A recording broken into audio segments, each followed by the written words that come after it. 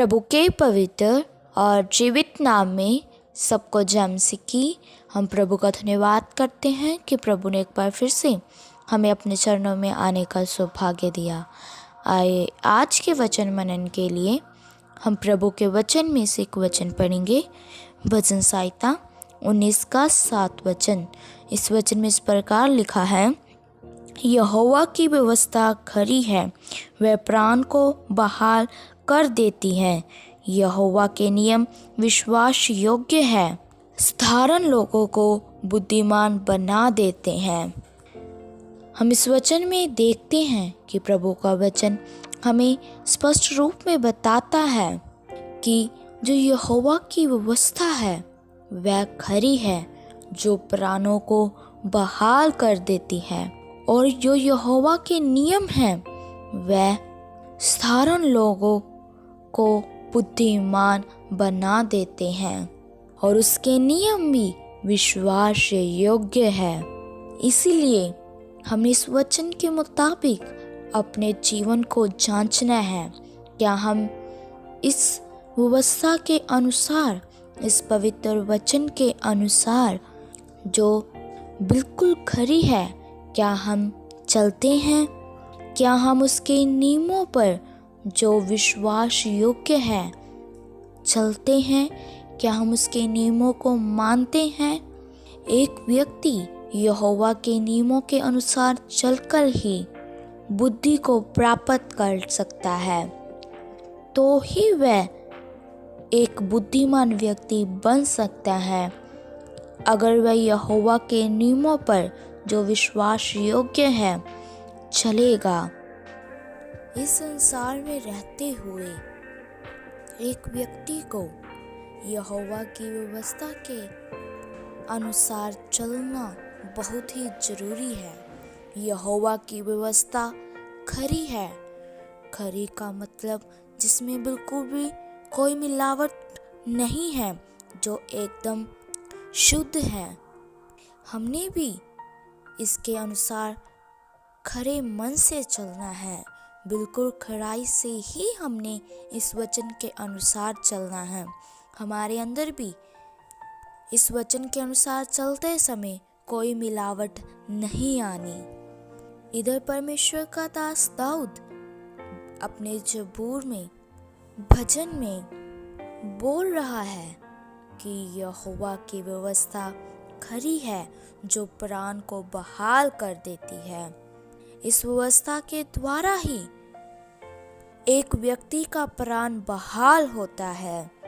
इस व्यवस्था के अनुसार चलने से ही हर एक बंधनों से छुटकारा मिलता है, क्योंकि इस वचन के अनुसार चलने वाले लोगों पर यहोवा अपनी करुणा दृष्टि करता है।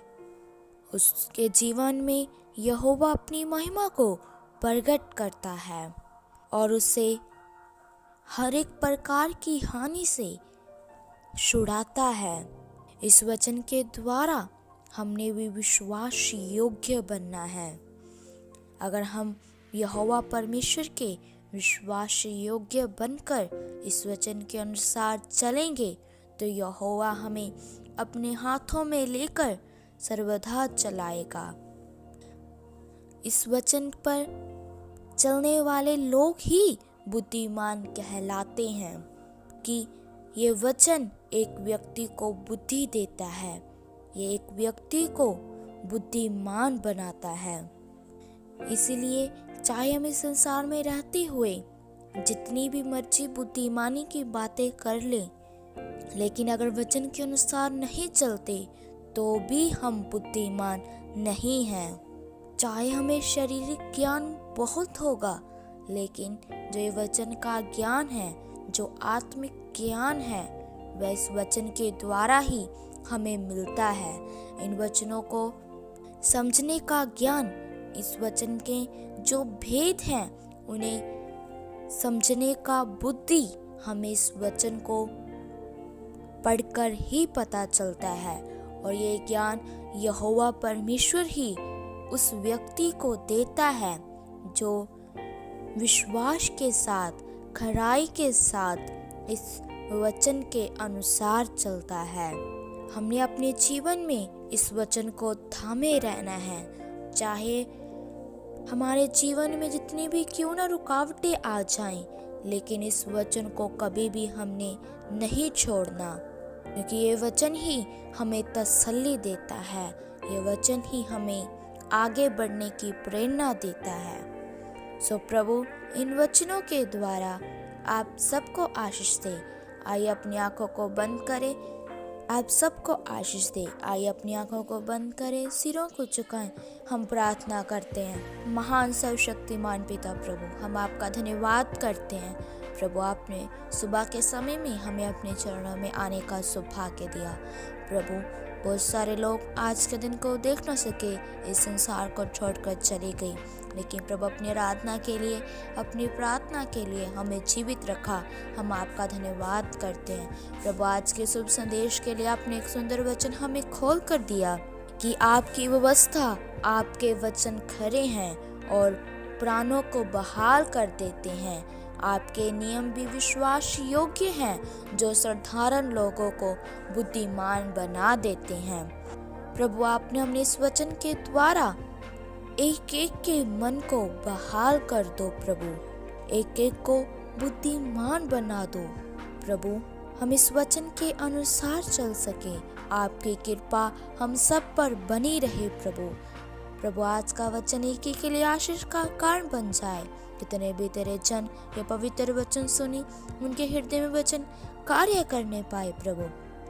प्रभु हम सबकी प्रार्थनाओं को सुन लो, क्योंकि आप हमारी प्रार्थना को उत्तर देने वाले यहोवा परमेश्वर हैं। हम प्रभु यीशु मसीह के नाम से मांगते हैं, आमीन। सबको जय मसीह की। मारानाथा।